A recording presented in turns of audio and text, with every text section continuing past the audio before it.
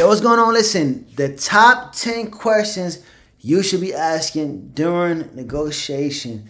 When you are negotiating with a seller and you are the buyer, the investor, these are the top 10 questions you need to be asking, man. I wrote them down. I currently use these same questions today, me and all my students. But let's run through them, man. Number one, what is the condition of the home, right? What is the condition of the home? What that question is doing is playing on the seller's emotion, right? It's playing on his emotions. It's making his mind think a little bit. He's thinking, damn, the condition of the home is kind of bad. I probably should lower the price.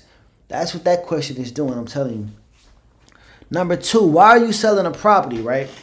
Now, that right there is playing on his emotions also. It's getting him thinking, why are you selling this property? His wife may have passed away. He may be going through bankruptcy. Whatever the case may be, why he's selling this property, he's going to put in his mind, why is he really selling the property? And he should probably lower the number, right? Now, one of my favorites is, how did you come up with this asking price, right?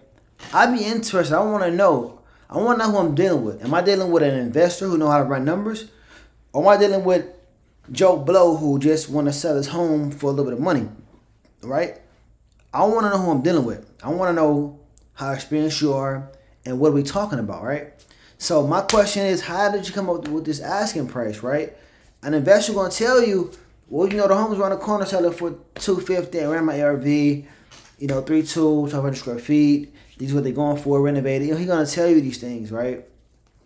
But if he's Joe Blow, he's not going to know any of that. He's going to just, hey, I'll put a number out the clear blue sky. Who knows, right? So number three is definitely a good one. Number four, how old is that roof, right? So number four and number six kind of plays with each other.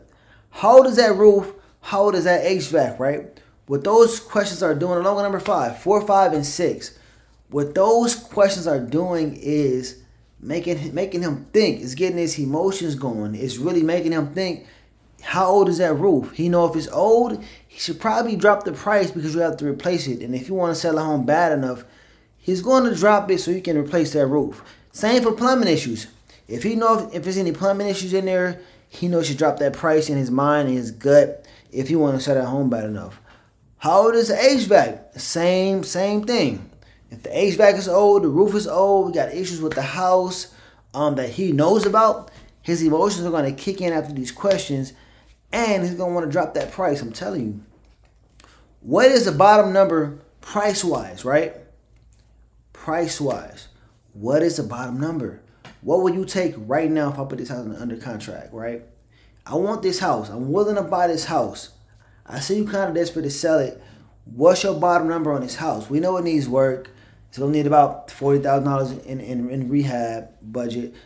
Like, what is your bottom number? Let him, don't ever put out a number first. Let him tell you his bottom number. He may come down 50 grand. You don't know. But if you throw a number out first and his was lower, he's going to take yours, of course. Always let him come with his bottom number first, right? How old is the neighborhood? Now, that's a hit or a miss. They may or may not tell you the truth. Who knows? But that's always a good one to ask, man. Just get him going a little bit. Get him thinking. These questions are mainly to make him think and get in his emotions, right? When you're thinking and in your emotions, those come together, you kind of feel sorry. The roof is kind of old. Maybe I should take off 5 grand. The HVAC is old and need replacing. I should take off 10 grand. These questions to get him thinking and put him in his emotions. I'm telling you. So number 9, have you had a lot of interest? That right there is going to show you how desperate he is to sell this property, right? That right there is making him think, damn, I haven't had a lot of interest in this property, and I don't want to miss this opportunity with this young man or young woman. I don't want to miss this opportunity, right? So he's going to tell you, no, I haven't had a lot of interest, or yes, I have had a lot of interest. But that question right there is to get him thinking about how desperate he is how bad he want to sell this property, right? Number 10, same thing. How urgent are you wanting to sell? If I put this thing under contract and close on it in 14 days or 21 days, how urgent, how desperate are you to sell this property, right? You would know if you're desperate or not. You would know how urgent it is. He's going to say, man, look, I want to get rid of it. Just give me a number. Or, you know what I'm saying, going either way. But how urgent are you wanting to sell this property? That's number 10. But once again, these questions are to make him think, put him in his emotions, and get that price down, man. Our main goal as an investor is to buy that house low, fix it, and sell it high. So when you go in there asking questions that touch his emotions, now he want to lower the price in his mind. All you gotta do is get him there, right?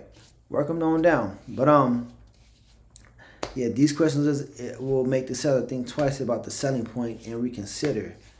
Man, look, man, Frankie Forward checking out. These are my top 10 questions.